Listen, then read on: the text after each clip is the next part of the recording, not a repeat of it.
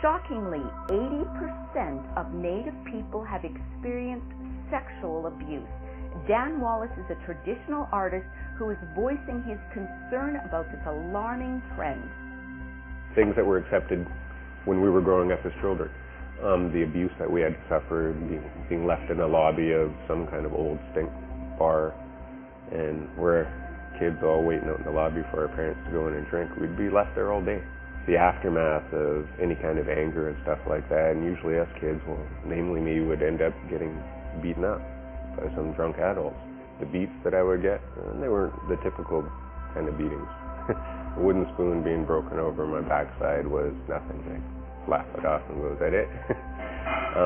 It got to points where there was cast iron frying pans, crutches, serious abuse.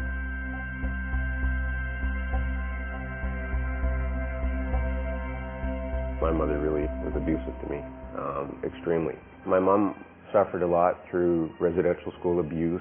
We were taught how to hate. We were taught how to be ashamed. We were taught how to be angry. And this is the teachings of residential school. You were taught to also hurt and be violent.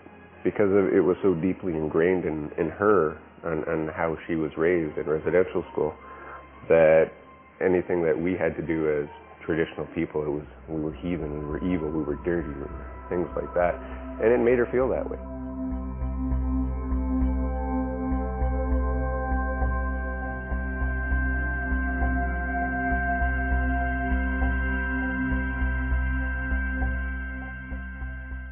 I guess you can look back in history and, understand, that this was a plan. This was a plan that came from the government to totally disrupt family, threaten the parents to go to jail if your kids don't go to our school. And they discovered that, they're not going to be able to wipe out the Indians, so to speak, so let's destroy their spirit, let's break their hearts, let's take away something that they believe in and impose our own belief system.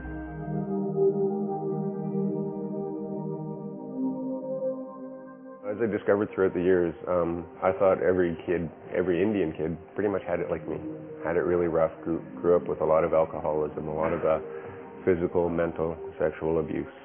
And I've had to go through some personal healing and a lot of self-discovery to really understand that had a serious effect on my life. And this is a general statement too for a lot of our people that, we've been abused so much that we suffer from post-traumatic stress syndrome.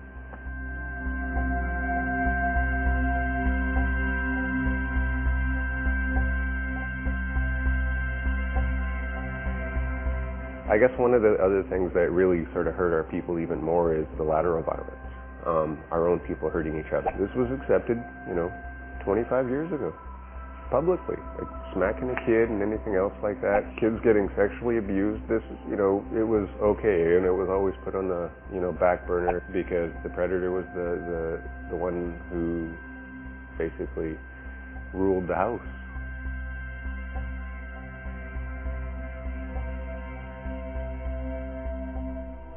I think it should come out more. Anybody who's a predator, it needs to be recognized that person is a predator, and I think the secrets need to stop. If there's any form of any kind of sexual abuse or physical abuse at all, that needs to be spoken about, and our people need to be made to feel comfortable. There's a lot of our own people that are sitting in positions of power, even culturally, politically, who do not deserve to be sitting where they're sitting because they are predators. And I have no fear in confronting these people. And I think at the same time, if I can show that I have no fear in confronting these people, not only as a traditional hereditary chief and leading by example in that area, that I want our people to actually start doing the same thing. And we need to start taking care of our own people. I'll never sing with this one particular individual again because he's a predator. And the irony out of it is, when I called this particular person out, it got turned back to me as if I was the one that did the crime, that did the hurting of individuals.